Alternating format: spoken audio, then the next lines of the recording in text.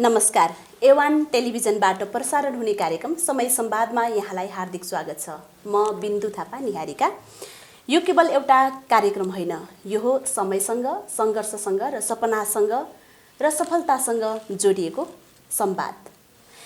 जीवनको यात्रामा कहिलेकाहीँ आँधी आउँछ, कहिलेकाहीँ हुरी आउँछ, कहिलेकाहीँ बतास चल्छ, तर ती आँधीहरूलाई चिरेर, ती कठिनाइहरूलाई चिरेर जितेर आफ्नो पहिचान बनाउन सफल भएका व्यक्तिहरूसँगको संवाद यो कार्यक्रममा हामीले उठाउँदै आएका छौँ। कोही शून्यबाट सुरु गरेर सफलतामा पुगेका हुन्छन्, व्यवसाय बनेका हुन्छन्, त कोही असफलताका चोटहरू सहेर प्रेरणाको स्रोत बनेका हुन्छन्। आज हामीले यिनै प्रेरणादायी संवादहरूलाई, कथाहरूलाई तपाईहरू माझमा प्रस्तुत गर्न गइरहेका छौँ, जहाँ वास्तविक अनुभव, जीवनका उतार चढाव र सङ्घर्षका कथा र सफलताको कथालाई हामीले प्रस्तुत गर्नेछौँ, पस्कनेछौँ। आज हामीसँग यिनै कथा व्यथाहरूसँगै हाम्रो कार्यक्रमको अतिथि बनेर आउनुभएको छ हाम्रो पाहुना रिता पाण्डेज्यू। हामी कार्यक्रममा उहाँलाई स्वागत गर्छौँ। स्वागत छ रिताज्यू। हस्, थ्याङ्क यू।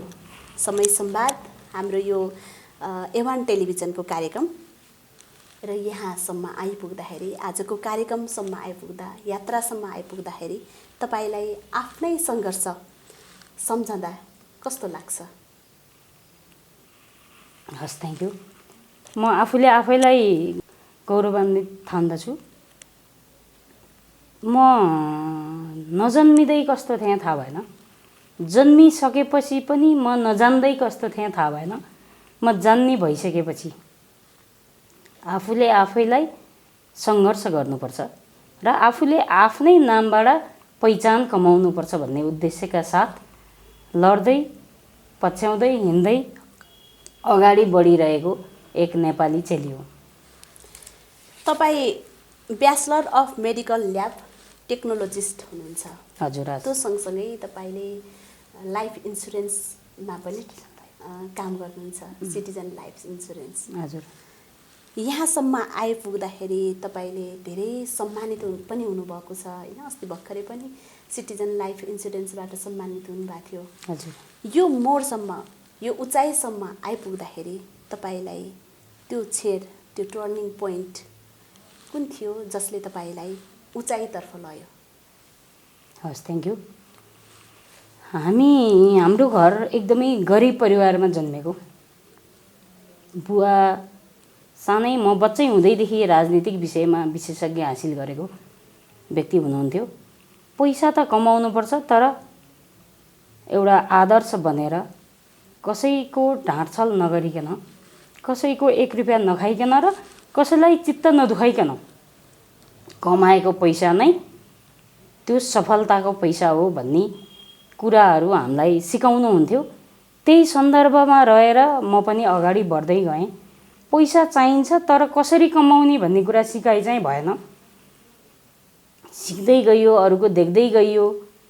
त्यो देख्दै जाँदाखेरि पैसा नभई नहुने, तर पैसा सबै सर्वेसर्वा हो जस्तो चाहिँ लाग्थेन। गर्दै जाँदा, सिक्दै जाँदा, पढ्दै जाँदा हामी गरिब परिवारमा जन्मेको।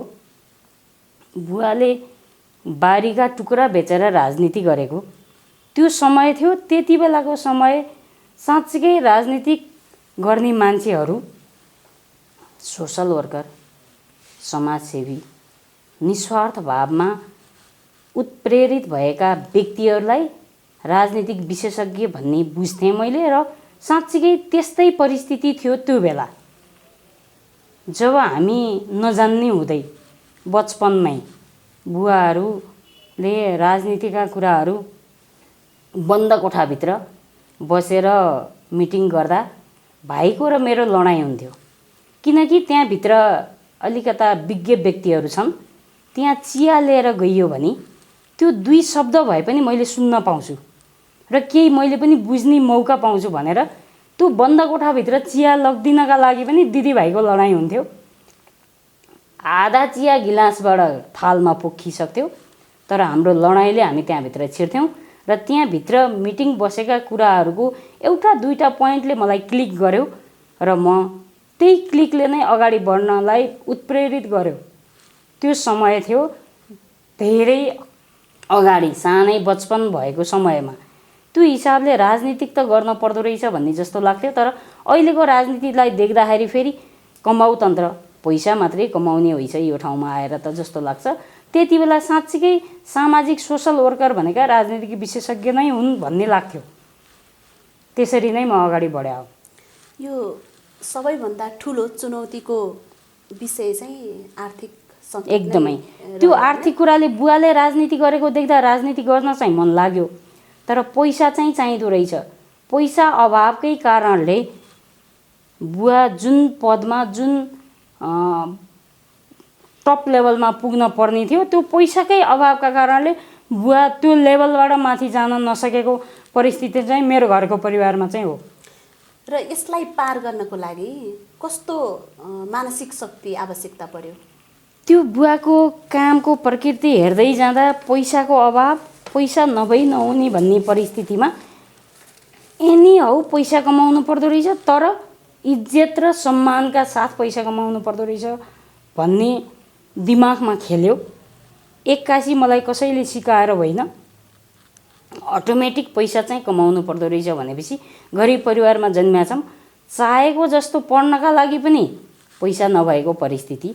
त्यो हिसाबले हामी गाउँले पारामै गाउँले स्कुलमै पढेको र अन्ततः साथीहरू एक लेभलले मसँग सँगसँगै पढ्ने साथीहरू बुटोलको बजारमा, काठमाडौँको बजारमा, अमेरिकाको बजारमा समेत गएर पढ्दै गर्दा म पनि क्यापेबल त छु, तर पैसाको कारणले म पछाडि परिरहेको छु भन्ने फिल भएको भएर सानो ठुलो जत्रो हुन्छ थोरै पैसाले पनि केही एउटा टेक्निकल लाइन पढ्यो भने त त्यो टेक्निकल लाइनले म एउटा लेभल अप गर्छु र त्यहाँबाट केही पैसा पनि कमाउँछु र साथीभाइ इष्टमित्र पनि कमाउँछु भन्ने उद्देश्यका साथ म मेडिकल लाइनमा छिरेको। यो आर्थिक सङ्कटको अवस्थामा पनि मेडिकल लाइनलाई रोज्नुभयो होइन? त्यसमा पनि त लगानी गर्नु पर्थ्यो होला पढ्नको लागि। खास कसरी तपाईँ त्यसमा सफल हुनुभयो? मैले तीनटा कुरालाई बेस्ट मान्थेँ। एउटा टिचरलाई बेस्ट मान्थेँ। जुन टिचरले राम्रोसँग गाइड गर्यो, त्यो टिचरले पढाएका विद्यार्थीलाई डाक्टर, पाइलट, इन्जिनियर बनाउने रहर त हुन्थ्यो, तर कोही त्यही डाबाट तीनटा शब्द आउँछ, डाका, ड्राइभर र डाक्टर।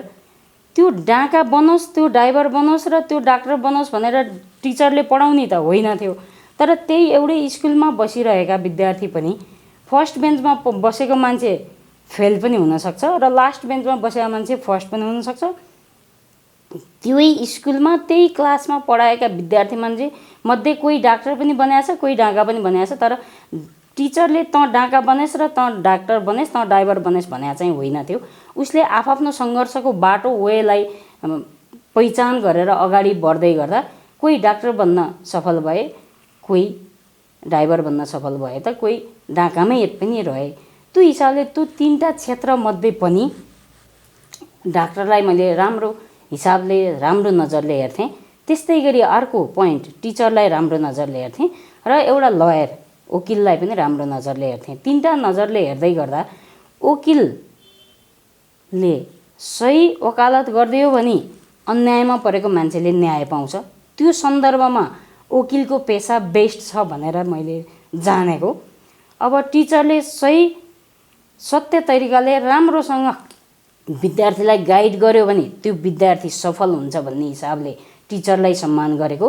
र डाक्टरको पेसा भगवान भन्ने शब्दले हामी सबैले प्रे गर्छौँ र बिरामीको बताएको हिस्ट्रीको आधारमा डाक्टरले पहिचान गरेर त्यो बिरामीलाई निको पार्छु भनेर अगाडि बढ्ने प्लेटफर्म पनि राम्रो पेसा हो भन्दै गर्दा अब यो तीनटा पेसा मध्ये पनि डाक्टरलाई अझै एक लेभलले सम्मान गर्ने, सेतो एप्रोन लगाएर डाक्टर साहब नमस्कार भन्दै गर्दा एक लेभलको हाइट बढ्ने, यो त राम्रै पेसा रहेछ, राम्रै प्लेटफर्म रहेछ भन्ने हिसाबले मैले यो स्वास्थ्य क्षेत्रलाई रोजे हो। रोजेपछि मेहनत गर्नुभयो? हजुर। त्यसपछि यो स्वास्थ्य क्षेत्रलाई रोज्दै गर्दा म ल्याब एसिस्टेन्ट पढ्न गएँ बुटोलमा। त्यहाँ पढ्दाखेरि धेरै ठुला चुनौतीहरू भए। अघि हजुरले भने जस्तै पैसाको अभाव छँदै थियो, त्यसमाथि मेरो आफ्नो भित्र अन्तरात्माको हुटफुटी पनि थियो। त्यो हुटफुटी घरको परिवारलाई बताउँदा पैसाको म्यानेजमेन्ट गर्न सक्ने अवस्था थिएन, तर मलाई पढ्न चाहिँ मन लागिरहेको थियो। त्यो समय परिस्थिति अब उही तैँले आँट मैले पुर्याउँछु भने जस्तै मैले आँटेँ, दुःख सुख पुग्यो, पुर्याइयो र पढेर पास पनि भएँ, सफलता पनि हासिल गरेँ। त्यससित सँगसँगै मैले बुटोलमै जागिर खाएँ। मेरो साथीहरू सबैले जागिर पाए, मैले जागिर पाइनँ। नपाइसकेपछि यो मेडिकल लाइन अथवा टेक्निकल लाइन त पढियो, तर यो फिल्डमा पनि जागिर पाउनु त गाह्रो रहेछ भन्ने त्यो समय पनि त्यहाँनिर आइपुग्यो। आइपुग्दै गर्दा मैले घरको परिवारलाई थाहै नदिकन पासपोर्ट बनाएँ। दुबई गएर भए पनि भाँडा माझेर पैसा कमाउँछु, एनिहाउ पैसा चाहिएको थियो। तर बुवा मम्मीले के भन्नुहुन्थ्यो, गलत गरेर पैसा कमाउनु हुँदैन है, अर्कालाई चित्त दुखाएर पैसा कमाउनु हुँदैन है भन्नुहुन्थ्यो।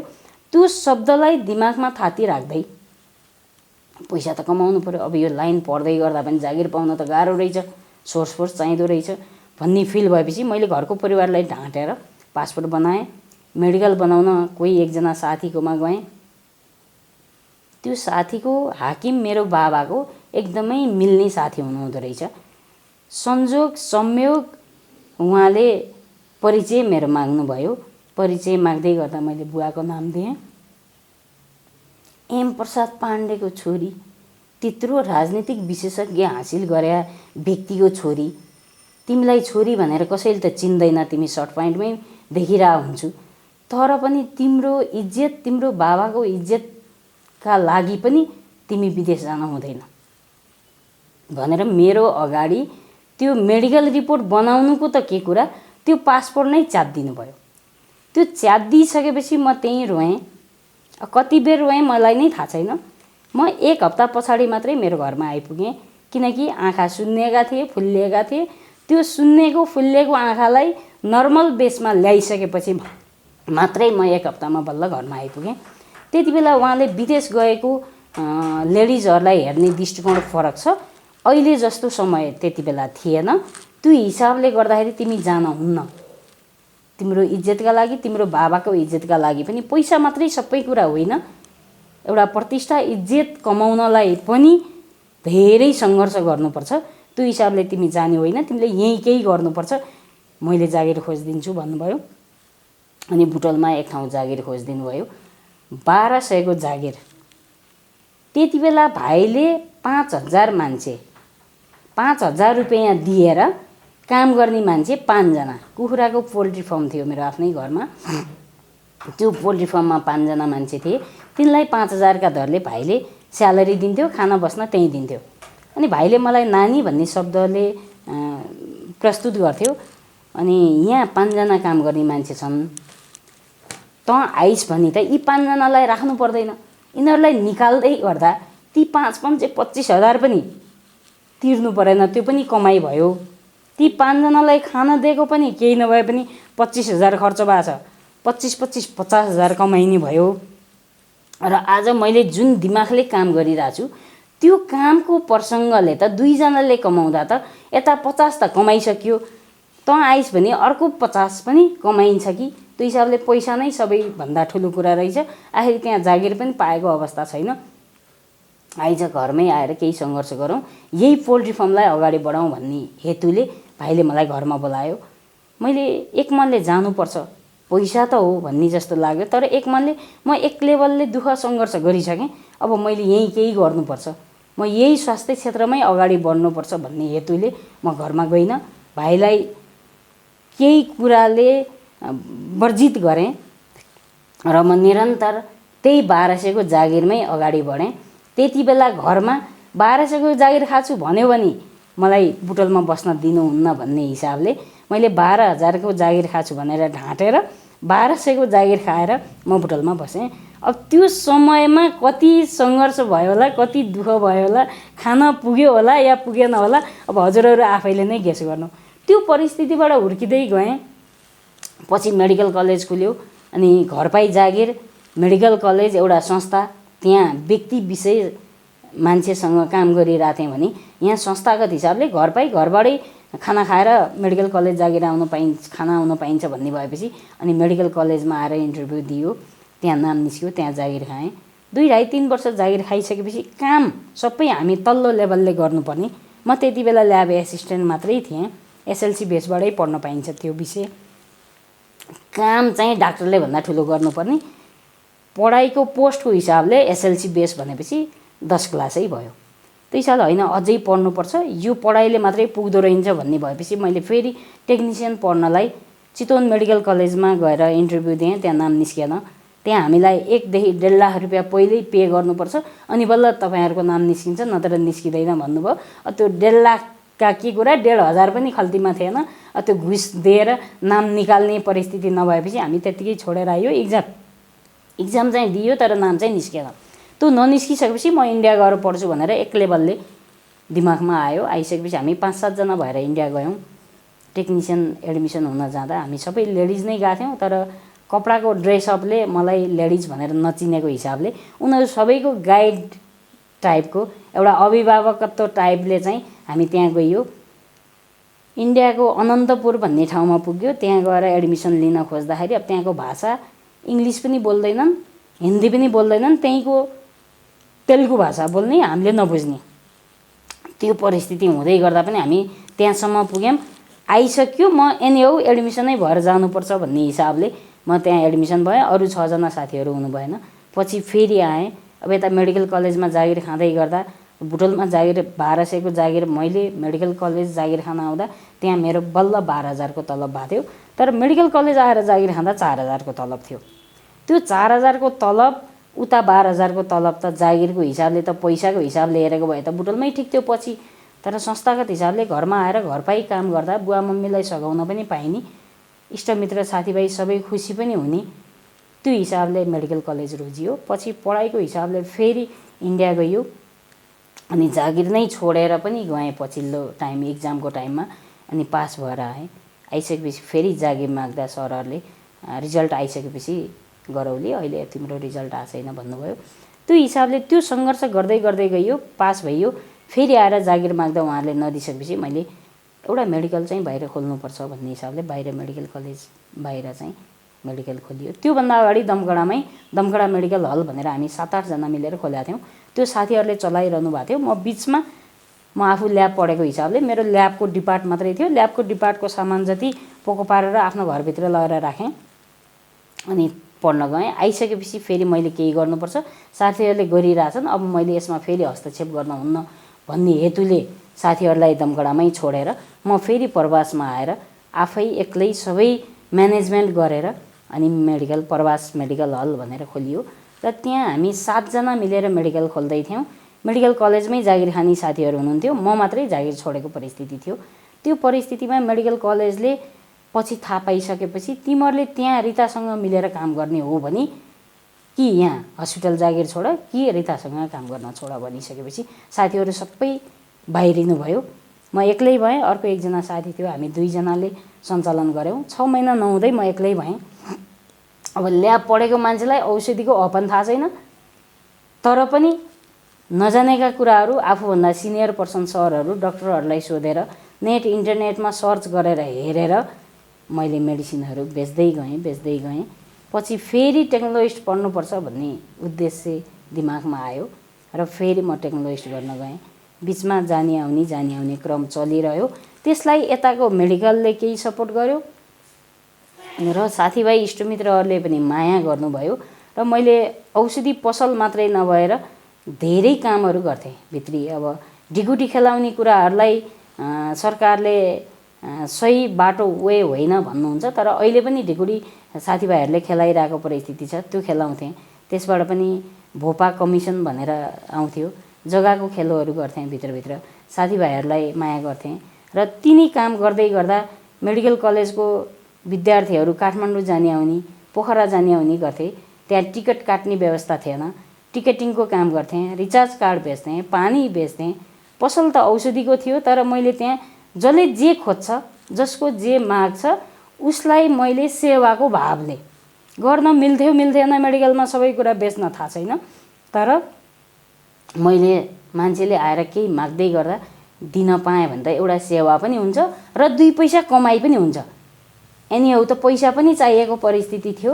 त्यो समग्र त्यो सन्दर्भले मलाई धेरै कुरा, धेरै यो पनि गर्नुपर्छ त्यो पनि गर्नुपर्छ, एउटा वेमा मात्रै गएर हुँदैन, धेरै वेमा गइयो भने उही एक एक थोपा पानीले समुद्र बन्छ भने जस्तै एक एक रुपियाँ कमाइ। एउटा रिचार्ज कार्ड 100 रुपियाँको बेच्दा 2 रुपियाँ कमाइ हुन्छ, एक बोतल पानी बेच्दा 5 रुपियाँ कमाइ हुन्छ, एउटा टिकट काट्दा मलाई कमिसन 50 रुपियाँ दिनुहुन्छ भनेपछि त्यो हिसाबले गर्दै जाँदा त केही कमाइ त त्यताबाट पनि हुन्छ, औषधिबाट मात्रै नभइकन भन्ने हिसाबले मैले त्यसरी पनि काम गर्थेँ।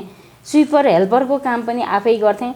बिरामी आएर डाक्टर साहब बोलाइदिनु न भन्दै गर्दा मै हो भन्थेँ, मैले बढारिरहेको हुन्थेँ, कहिले पोछा लगाइरहेको हुन्थेँ। त्यो समयलाई सम्झिँदा अहिले पनि भक्का नछुटेर आउँछ। भन्न खोजेको कस्तो हो भने सङ्घर्ष चाहिँ गर्नुपर्दो रहेछ, काम चाहिँ गर्नुपर्दो रहेछ, सानो होस् या ठुलो होस्, कामलाई निरन्तर दियो भने सफलता चाहिँ मिल्दो रहेछ। त्यो आँट चाहिँ अटोमेटिक आउँदो रहेछ। सङ्घर्ष पढेर मात्रै भन्दा पनि गरेर र पढेर पनि जान्ने बनिँदो रहेछ भन्ने कुरा चाहिँ यही फिल्डले मलाई सिकायो। किनकि पढाइको हिसाबले हेर्दा त मैले अब एसिस्टेन्ट एसएलसी बेसको मान्छे थिएँ, तर मेडिकल कलेज छोडेर कन्सल्टेन्ट डाक्टरहरूको उपचार छोडेर मसँग आएर औषधि माग्दै गर्दा र मलाई विश्वास गर्दै गर्दा यो अवसर, यो ठाउँ, यो उचाइमा ल्याइ पुर्याउनुमा तिनै आएका औषधि किन्न आएका मेरा देवताहरू नै हुन् जस्तो लाग्छ। अझै साथ छोड्ने साथीहरू पनि होला हैन? त्यो त कति छन् अब त्यसको त बयान गरेर साथ दिनै छैन। गर्नुहुन्थेन, पढ्नुहुन्थेन हैन? त्यति बेला जुन असफलता जस्तो आयो हैन, त्यसलाई चाहिँ तपाईले पढ्नुपर्छ भन्ने भावना पनि एक जागृत भयो, अटोमेटिक जगाउनु भयो र पढ्न फेरि एउटा पढेको मान्छे फेरि अर्को लाइन पनि पढ्न सफल हुनुभयो र यहाँसम्म आउनुभयो, यो उचाइसम्म आउनुभयो। अहिले पनि मैले पढ्दैछु, म ल्याब पढेको मान्छे, बिएससी एमएलटी चाहिँ सकाएँ। अहिले फार्मेसी म सेकेन्ड इयर विद्यार्थी हुँ। फर्स्ट इयरमा 2 दिन क्लास लिएँ, सेकेन्ड इयरमा 5 दिन क्लास लिएँ। रेगुलर पढ्ने मन छ, तर यता औषधि पसल पहिल्यैदेखि छ, आफ्नो व्यवसाय पनि त्यसलाई छोड्न पनि नमिलेको परिस्थिति र बिचमा भाइलाई गुमाउनु, बुवालाई गुमाउनु, मम्मी बिरामी हुनु, यिनी सबै कुरा घरको परिस्थितिलाई हेर्दा देख्दाखेरि त्यो चुनौतीलाई अवसरमा चेन्ज गर्नुपर्छ भन्ने भाव आफैमा जागृत हुनुमा नै मेरो सफलता हो जस्तो लाग्छ। तपाईँ एक सशक्त नारी बन्नुभयो हैन? हजुर। यो हिसाबले यो सङ्घर्ष गर्नु पर्यो कि अहिले आमाको स्याहार गर्नुभएको छ? एकदमै। यो बिचमा बुवालाई गुमाउनु भयो, पीडा बोध हामीलाई पनि छ, भाइलाई पनि गुमाउनु भयो, यो सबै छ। यो हुँदाहुँदै पनि एउटा सशक्त नारी बनेर देखाउनु भयो। यो बिचमा समाजबाट कहिले नकारात्मक कुराहरू आए कि आएनन्? यदि आएको भए त्यो नकारात्मकलाई कसरी ऊर्जामा बदल्नु भयो? आयो, एकदमै आयो। त्यही नकारात्मक कुरा आएको भएरै, मेरा कुरा काटेको भएरै मैले यो चुनौतीलाई अवसरमा चेन्ज गर्नुपर्छ। यिनका अगाडि मलाई जसले जति कुरा काटिरहेछ तिनका अगाडि मैले सङ्घर्ष गरेर देखाउनुपर्छ। मेरो लोकल बेसका मान्छे, मेरो जिल्लाका मान्छे अथवा मेरा आफन्त इष्टमित्र मात्रै नभएर देश विदेशदेखि लिएर अन्तर्राष्ट्रिय लेभलका मान्छेसँग समेत म चिनिनुपर्छ। यो चुनौतीले मलाई चिनारीका रूपमा अगाडि बढाउनका लागि यो पाइला, यो खुड्किला अगाडि बढ्नलाई त्यही चुनौतीले प्रेरित गरे हो र कर्मलाई थाती राखेर काम गरेको भएर नै म यो स्थानसम्म आइपुगे हो जस्तो लाग्छ। आम दर्शकलाई तपाईँले के सन्देश दिन चाहनुहुन्छ जो आफ्नो पहिचान खोज्दै हुनुहुन्छ, आफ्नो पहिचानको लागि लड्दै हुनुहुन्छ, सिक्दै हुनुहुन्छ या अन्योलमा हुनुहुन्छ, त्यस्तो दर्शकहरूलाई चाहिँ के सन्देश दिन चाहनुहुन्छ? यस्तो छ, म सिक्दै पनि छु, म विज्ञ भइसकेको अवस्था चाहिँ छैन र कतिपय कुरालाई साथीभाइ, सङ्गत, इष्टमित्र र आफ्नो सर्कलका साथीभाइहरूलाई देख्दै गर्दा म धेरै अगाडि बढिसकेँ कि म पनि केही कम छु र मेरा साथीभाइ इष्टमित्र कोही अस्ट्रेलिया छन्, कोही अमेरिका छन्, हिजो मलाई पनि जान्न मन थियो, दुबई गएर भाँडै माझेर भए पनि पैसा कमाउने मन थियो। त्यो रहर त त्यति बेला पुगेन। तर अहिले आफ्नै कमाइले, आफ्नै सङ्घर्षले देश विदेश दुबई पनि घुमेर आए। त्यो मिराकल गार्डनको दृश्य देख्दा अहिले पनि गएर महिना 2 महिना बसौँ जस्तो लाग्छ। साँच्चीकै जान पर्ने ठाउँ चाहिँ दुबईको मिराकल गार्डन चाहिँ रहेछ।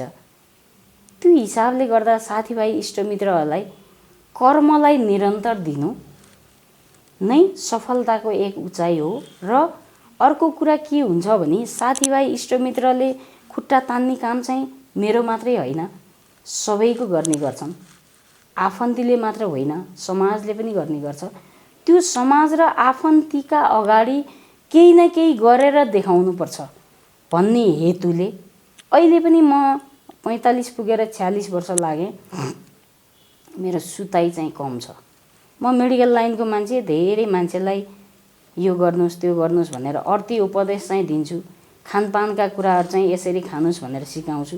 तर मेरो खाने शैली, मेरो सुत्ने शैली, मेरो बस्ने उठा शैली चाहिँ मैले आफूले आफूलाई टाइम दिएको परिस्थिति चाहिँ छैन। त्यो टाइम अब दिनुपर्छ भन्ने चाहिँ लागिरहेछ। तर अझै पनि मलाई कस्तो छ भने मलाई टाइमै पुग्दैन। 24 घन्टा सबैका लागि त बराबर नै छ, तर मेरो सुत्ने टाइम भनेको 3 घन्टा 4 घन्टा भन्दा छैन। म बेडमा त सुतिरहेको हुन्छु, तर मोटिभेसनल कुराहरू युट्युबमा गएर हेरिरहेको हुन्छु, सर्च गरिरहेको हुन्छु। म भन्दा धेरै विज्ञ मान्छेहरूको सङ्घर्षका कथाहरू त कति छन् मेरा भन्दा अझै ठुला होलान्। तर मेरो पनि सबै ओकल्न थाल्यो भने यो आधा घन्टा 15 मिनटको बसाइले पुग्दैन। म 45 वर्ष भएँ, लगभग 80-85 वटा किताबै छापौँ भन्यो भने पनि छापिन्छ होला जस्तो लाग्छ। त्यो खालका सङ्घर्षका कुराहरू छन्। कतिपय कुरा देखाएर मात्रै पनि हुँदो रहेछ, लुकाउन पनि जान्न पर्दो रहेछ। त्यो सिकाइ पनि भइरहेको परिस्थिति र सङ्घर्ष नै सफलता हो भन्ने परिस्थितिबाट म गुज्रिँदै आइरहेको अवस्था छ। सपना छ जुन अधुरै छ, अझै पनि छ। कति छन् सपना त मैले धेरै देखिरहेको छु। अब हजुरले अघि इन्सुरेन्सको कुरा जोड्नु भएको थियो। म इन्सुरेन्समा छिरेको 7 वर्ष पुगेर 8औँ वर्षमा पार गरेँ। अहिलेसम्म हजारौँ मान्छेहरूलाई सुरक्षित गरिरहेको छु। मान्छेले पैसा कमाउने उद्देश्यले इन्सुरेन्सको एडभाइजर बन्छन्, तर म साँच्चीकै देवता बन्ने हो भन्ने हिसाबले नै छिर्या हो। पैसा थोरै धेरै कमाइयो होला, म मेडिकलबाट पनि कमाएँ, जग्गाबाट पनि कमाएँ होइन, एउटा रिचार्ज कार्ड बेचेरै पनि अहिले पनि कमाइरहेको छु। तर प्रतिष्ठा कमाउने कुरामा, सिकाइका कुराहरू, शिक्षाका कुराहरू सिक्ने कुरामा चाहिँ औषधि पसलमा बसेर पनि पैसा त कमाएँ, तर प्रतिष्ठा कमाउने कुरा चाहिँ औषधि पसलमा बसेर धेरै कमाए जस्तो लाग्थेन। अहिले चाहिँ महिनामा 2-3टा एवार्डहरू मैले लिइरहेकै हुन्छु। भित्र काम गरिरहेको हुन्छु। यसो हेर्दा देख्दा बिहान 5 बजेदेखि राति 9 बजीसम्म मलाई परमास मेडिकल हलमै भेटाउनुहुन्छ। तर कहिलेकाहीँ कसैको बिहेमा गएको बेला, कुनै इन्टरभ्यूमा गएको बेला, कुनै सम्मान लिन गएको बेलामा मलाई औषधि पसलमा भेटाउनुहुन्न। तपाईँ त पसलमै बस्नुहुन्न भन्ने शब्दहरू अहिले पनि मसँग आउने बिरामीहरूले चाहिँ मनस्पटलले खोजिरहेको हुन्छ। मैले त्यसलाई म्यानेजमेन्ट गर्दै अहिले पनि कुनै स्टाफलाई राखेर केही समयमा आउँछु भनेर हिँडेको परिस्थिति छ। समयलाई मिलाउन जान्न पर्दो रहेछ र समयलाई भ्यालु दिन जान्यो र समयलाई ख्याल गर्दै सङ्घर्षलाई अगाडि बढाउँदै आफ्नो कर्मलाई निरन्तर दियो भने सफलता सबैका लागि बाटो चाहिँ खुल्ला छ। कसैले मेटाइदिएर मेटिँदैन जस्तो लाग्छ। अबको बाँकी जीवन तपाईँले आफूलाई कहाँ राख्न चाहनुहुन्छ? अबको बाँकी जीवनमा म इन्सुरेन्स फिल्डमा र प्लस औषधि फिल्डमै, मेडिसिन लाइन पनि एक लेभलको राम्रै प्लेटफर्म हो। बिरामीले राम्रै नजरले हेर्नुहुन्छ। एउटा सामान्य पेट दुखेर आएको मान्छेलाई टाउको दुखेको दबाई दिएर सन्चो त हुँदैन। एउटा टाउको दुखेर आएको मान्छेलाई पेट दुखेको औषधि दिएर त हुँदैन। औषधि त औषधि नै हो, दुइटै दुखाइ नै कम गर्ने औषधि हो। तर टाउको दुख्दा के खाने र पेट दुख्दा के खाने भन्ने कुरा बिरामीले थाहा पाएको हुँदैन। जे दुख्दा पनि सिटामोल दिनुहोस् भनेर आउने बिरामीहरू 90% हुनुहुन्छ। उहाँहरूलाई राम्रोसँग काउन्सिलिङ गरेर टाउको दुख्दा टाउकै दुखाइ कम हुने औषधि खानुपर्छ, पेट दुख्दाको दुखाइको औषधि त्यही खालको खानुपर्छ भन्ने हिसाबले ट्रिट गर्दै अगाडि बढ्नका लागि नै म फार्मेसी पनि पढेर अब अहिले दोस्रो वर्षमा निरन्तर छु। अब 1 वर्षमा त्यो पनि सकाउँछु र ल्याब पढेको सर्टिफिकेट छँदैछ, बाक्सामा थन्क्याएर राखिराखेको परिस्थिति छ। स्वास्थ्य बिमाका कारणले ल्याब अलिकता बाहिर नचलेको भएर केही सामानहरू पोको पारेरै राखिएका परिस्थिति छन्। त्यसलाई साथीभाइ इष्टमित्र अलिकता ग्रुप टाइपको साथीहरू मिल्छ भने त्यसलाई हस्पिटलै खोलेर पनि अगाडि बढाउने, एक लेभलको म्यानेजमेन्टको हिसाबले एमडी नै बनेर पनि त्यो हस्पिटललाई अलिकता ठुलो बनाउने भन्ने खालको सोचसित सँगसँगै सिटिजन लाइफ इन्सुरेन्सबाट पनि नेपालकै नम्बर 1 सिटिजन लिडर्स बन्ने इच्छा र चाहना नै छ। जीवनले सिकाएको सबैभन्दा ठुलो पाठ के थियो? सिकाइ नै सबैभन्दा ठुलो पाठ भएको मेरो निम्ति चाहिँ अब हरेक कुरा, जुनसुकै सामान्य एउटा स्विपरको पोछा लाउने कुरा नै किन नहोस्, डक्टर पढाइका कुरालाई अगाडि बढाउँदै गर्दाखेरि पनि किन नहोस्, जे कुरालाई आफूले मनले पहिला दिमागमा सपना देखेपछि अनि त्यसलाई कर्ममा अगाडि बढाएर काम गर्यो भने सफलता चाहिँ मिल्छ। हुन्छ, अब हामी कार्यक्रमको लगभग अन्त्यतर्फ आइसकेका छौँ। समय संवादमा तपाईँले बाँड्नुभएको अनुभवले पक्कै पनि आम दर्शक महानुभावहरूलाई अगाडि बढ्ने आँट बढ्छ भन्ने हामीले विश्वास लिएका छौँ। र म अन्त्यमा तपाईँसँग 2-4वटा प्रश्न एकदमै सर्टकटमा सोध्न चाहन्छु। सफलता कि सन्तुष्टि? सफलता नै सन्तुष्टि हो। डर लाग्ने एउटा कुरा? डर त आफूले नजानेको कुरामा डर लाग्ने हो, जानेको कुरामा डर लाग्नु पर्दैन। सबैभन्दा ठुलो प्रेरणा? सबैभन्दा ठुलो प्रेरणा र शिक्षा नै हो। एक शब्दमा रीता पाण्डे? रीता पाण्डे कर्मशील, सङ्घर्षशील र निरन्तर अघि बढ्ने नारी हो। असफलता आउँदाखेरि पहिलो चरणमा तपाईँ के गर्नुहुन्छ? असफलता चुनौती हो, त्यसलाई अवसरमा चेन्ज गर्नुपर्छ। मैले कर्म गरिरहनुपर्छ र त्यो सफलता मिल्छ भन्ने लाग्छ। फुर्सदमा के गर्न मन पराउनुहुन्छ? फुर्सदमा मैले मोटिभेसनल कुराहरू युट्युबमा गएर सर्च गरेर हेर्छु, कहिलेकाहीँ साथीभाइले हालेका टिकटकहरू हेर्छु र अरू कुरा, पढाइकै कुरा र इन्सुरेन्सको कुरालाई नै अध्ययन गरिरहेको हुन्छु। तपाईँले जीवनमा छोड्न नमिल्ने अथवा नछोड्ने बानी के छ? मैले आफूले जे आँटेँ, जे सोचेँ त्यो कुरा म जसरी पनि पुरा गर्छु भन्ने हिसाबको सपनामा अगाडि बढिरहेको हुन्छु। अहिलेका युवा पुस्ता, त्यसमा पनि महिला, तपाईँले एक शब्दमा सन्देश दिन पर्यो भने के दिनुहुन्छ? युवा पुस्तालाई साथीभाइको लैलैमा लागेर हुँदैन, आफूले केही गर्नुपर्छ, त्यो कुरा आफूभित्रै छ, त्यो कुरालाई अगाडि सारेर काम गर्यो भने सफलता मिल्छ जस्तो लाग्छ। हुन्छ, यहाँलाई धेरै धेरै धन्यवाद छ। हामी आशा गर्छौँ तपाईँको यात्रा अझै धेरै उचाइमा चुमिरहोस्। हस्, थ्याङ्क यू। मलाई यहाँसम्म हजुरले ल्याइपुर्याउनु, A1 टेलिभिजन लगायत A1 टेलिभिजनका यी साथी इष्टमित्र, यी कर्मचारीहरू लगायत यो सिङ्गो टिमलाई मेरो तर्फबाट एकदमै नमन। हस्, थ्याङ्क यू। समय बदलिन्छ, परिस्थिति बदलिन्छ, तर हिम्मत र दृढ सङ्कल्प कहिले बदलिँदैन। हवस् त, यो भनाइसँगै आजको कार्यक्रम समय संवादबाट म बिन्दु थापा निहारिका बिदा हुन्छु। A1 टेलिभिजन हेर्दै गर्नुहोला। हवस् त, नमस्कार।